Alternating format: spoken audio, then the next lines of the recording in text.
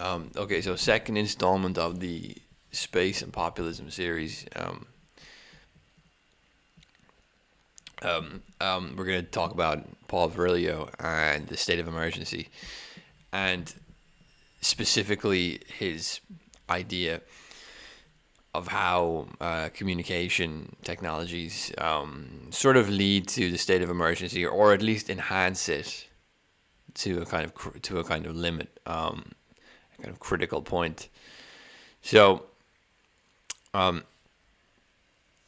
there's obviously a lot of political antagonism which is emerging through impositions on, behavioral and thought, patterns and codes, responding to crises, responding to a state of emergency. This kind of really began with 9/11, but it's kind of been repeated to some degree or another. It was repeated, I suppose, with the 2008 crash, with a kind of austerity imposition, and then it was repeated with COVID, with all the lockdowns, and then it was repeated, and now it's kind of being repeated in some sense, with climate change and so forth.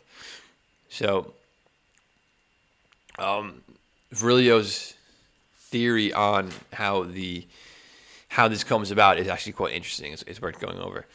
So, I'm just going to read a little bit from his book, The Administration of Fear, which is an interview book, and he's asked questions in the interview. And he was asked, about the problem of identity and identifying danger. So, because the state of emergency, this is important because,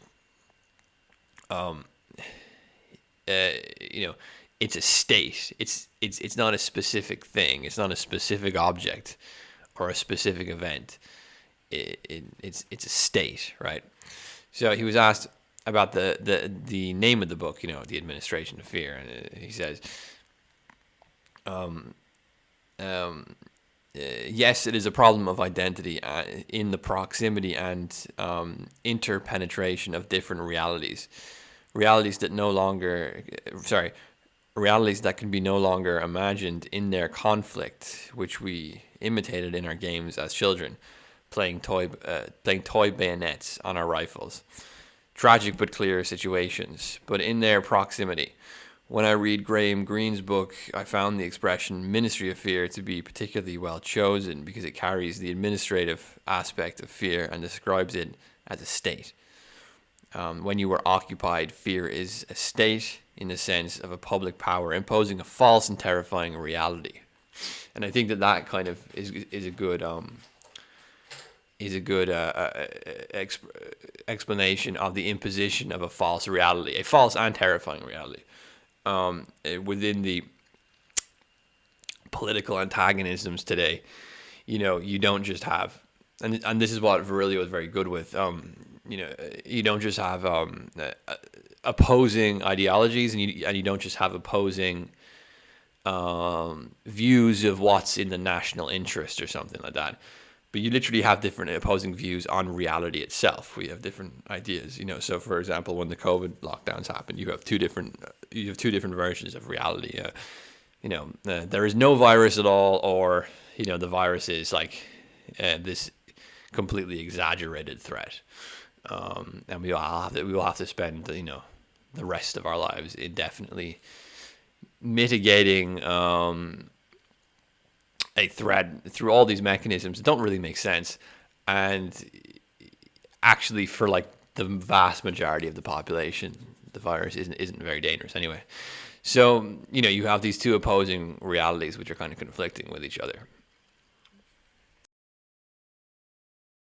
So for the picture of this video, I chose, if you can see it, it's sheep being herded, and I think this is a good image to invoke the state of emergency in a way, and I want to explain why, specifically with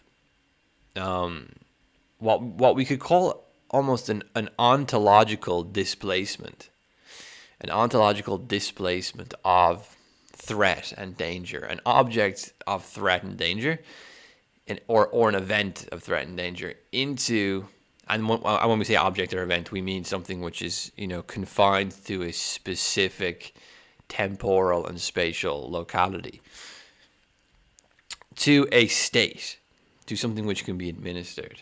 And I think Virilio says in an earlier passage that that the state can be the fear in the state becomes orchestrated and managed, right? So you have this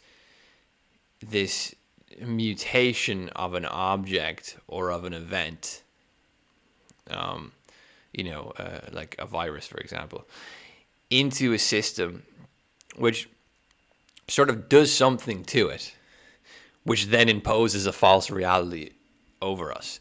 Now, it doesn't have to be made up. Like climate change and the virus are real, right? No one's arguing that they're not real, although you will be accused of arguing they're not real if you don't agree with the specific response mechanisms. Like, if you don't agree with vaccine mandates, you will be accused of being a COVID denier. And it's like, okay, well, that's like saying that there's a dog down the street that one time bit somebody and he's a bit aggressive and dangerous, and somebody says to me, we should go kill the dog, and I'm like, well, that's a bit disproportionate. Maybe we should just like walk down a different street, or just like whatever. And then the person says to me, oh, you don't want to kill the dog? You're a dog denier. Like, no, I'm not denying the dog, I'm denying the specific response that you're offering me. So this is how, anyway, this is how the kind of rhetorical manipulation works. But the point being, the object can be real, but then the administration of fear, the state of emergency, can be false in a response to it. And this is kind of like counterintuitive. People think, like, well, how couldn't two things be true at the same time? But so let me explain using the analogy of the sheep, right? Okay, so one of Virilio's key concerns is the indiscipline of modern people, right? The kind of chaos and indiscipline of modern people. And if a predator appears and you have a herd, like a sheep, a flock of sheep, or you can imagine a herd of wildebeest in the African savannah, and a predator emerges, what these herd animals do is that they will like signal threat to each other. They will bang their feet on the ground, or like raise their ears, or make a little noise, or so something like that. They're very alert animals, because I suppose they're kind of evolutionarily designed to be alert. But what happens is that all the other herd animals are very, very in tune and responsive to the threat signals of the other herd animals, right? So if a lion appears and one of the herd sees it, they'll signal, and the other herd members will be like really responsive to that signaling. So they're responding to the signaling rather than the animal itself, right? This is why you can herd sheep with a dog, because the sheep, like, and you couldn't do this with dogs. You couldn't do this. Well, you couldn't, not to the same degree. You couldn't do it with chimpanzees. You couldn't do it with all these other animals. It's only herd animals you can do this with, because they're so responsive to all of the other members. They're so responsive to them, and they are easily synchronized, to use Paul Virilio's terminology, emotional synchronization. They're easily synchronized into a kind of not unified in the sense of unity, but a synchronized response. And that's basically sort of what's happening through instant communication, because for humans, because we are constantly subject to threat signaling. So for actual animals, right? So if you get a herd of wildebeest and you dress up, I'm going to use a very concrete example. If you dress up as like a lion, it's just kind of stupid, right? But if you and you go and scare the wildebeest, you'll see they'll signal to each other like, oh my god, there's a threat over there, and then they, like, you know, if you scare them enough, they might run away, and they'll all run together in a big stampede. But like when they're geographically away from the threat, from the source of fear, the source of danger, they'll calm down. Problem with us, with our technology, is that like we have a sort of threat signaling which now moves across the entire world. So if you think about COVID, for example, we were bombarded with what looked actually at this stage probably like fabricated images in China of the kind of disastrous effects of this virus, and then like Italy was the next place that was hit, and then we were all hit with images of what was going on in Italy, and they weren't as bad as in China, but it was almost as if Italy was like kind of mimicking the images in China, you know, sort of perhaps not quite as intensely, but if you look back at it now, you can easily tell actually like the Chinese government was fabricating this. Like it's really obvious. Like there's something called crisis actors. This is getting into the kind of conspiracy, a little bit into the kind of conspiracy category, but these are real things. Crisis actors. Crisis actors are a bit like, you know, are a bit like a kind of fabricated response of like the first wildebeest that's going to start banging its hooves, you know, and to try to signal everybody into a kind of state of panic. So you have these communication systems and these images of panic and terror and fear, which are moving across the world very, very fast. And it's not really the virus itself that we're actually observing in this case, because pre-technologically advanced communication infrastructure, like pre-internet, pre-smartphone, and so on. Yeah, okay, like you know, governments would have been calling each other up and saying, hey, there's this virus, and it's pretty bad for old people. It looks like your hospitals are definitely going to swell. You know, like prepare. But it would have been sort of confined to really government bureaucrats and hospital administrators and hospital staff. Like it wouldn't have been this kind of absolute, like, kind of a, you know, like kind of like a Hollywood film of like the end of the world or something, right?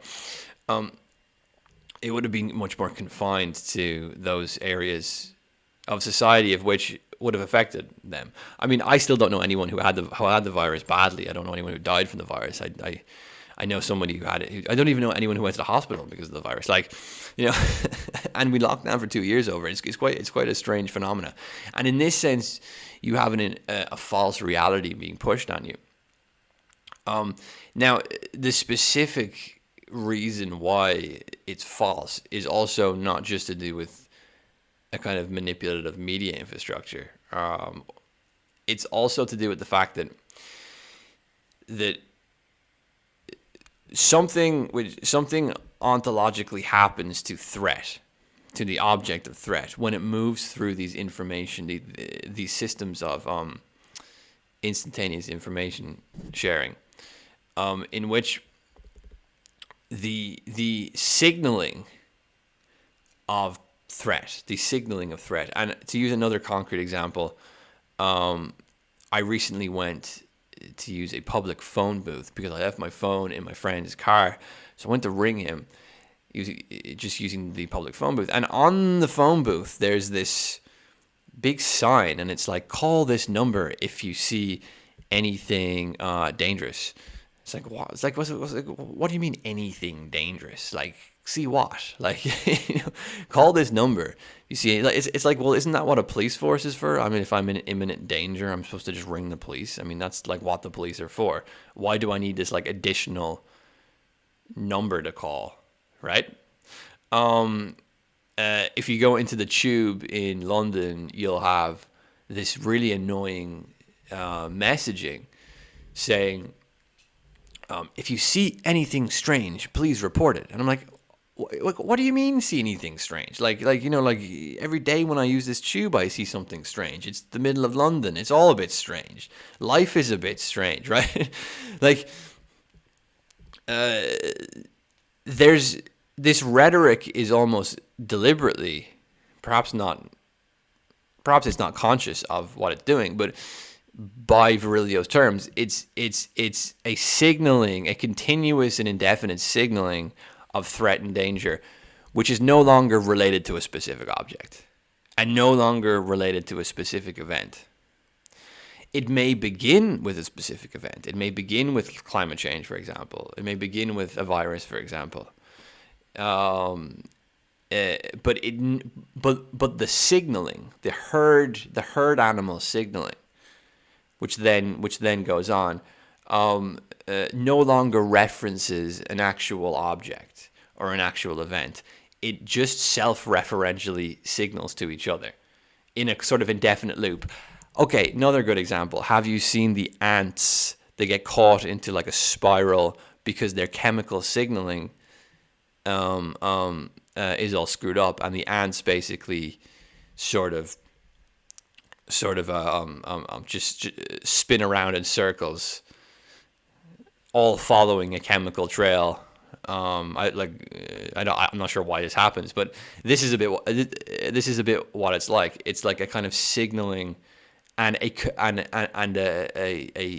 logic of communication, which is no longer aimed at a specific object or a specific event. And if it's no longer aimed at a specific object or a specific event, then it cannot be mitigated properly. It cannot be dealt with proportionally. It cannot be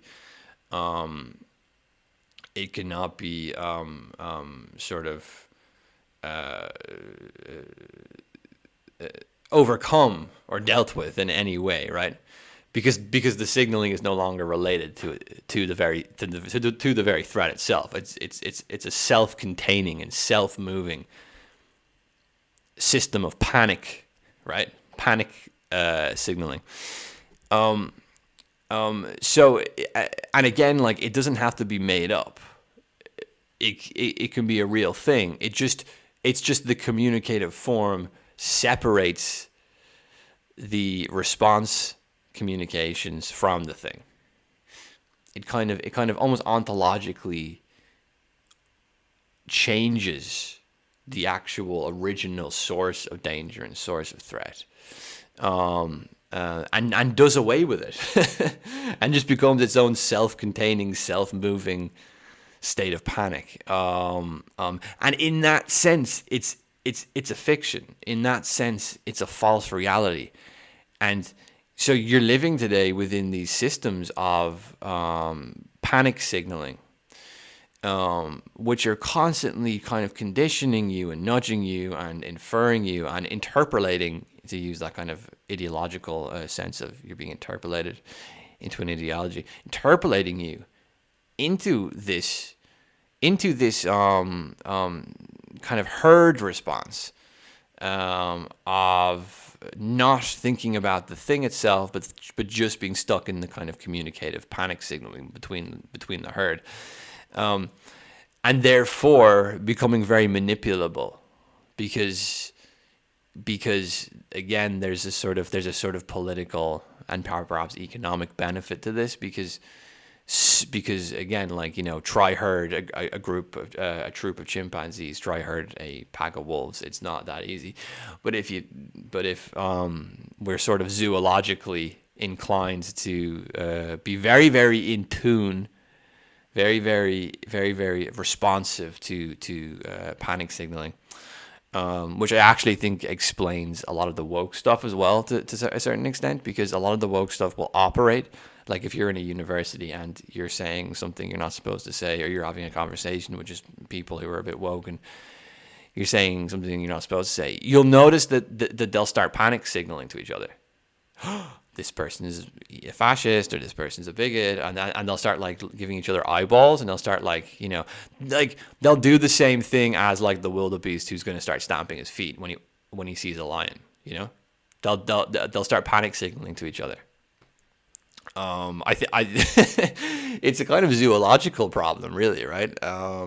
As much as anything. Yeah, so that's just a few thoughts on and you know, just like, you know, it's no wonder that you have a false reality being imposed on everybody the whole time. And it's also mentally stressful because it causes constant tension that you have to constantly be on high alert, and if you're not on high alert, and if you're not responsive to these panic signals, and you actually care about like the nature of the actual threat, you know, is this virus really that deadly? Is climate change really this bad?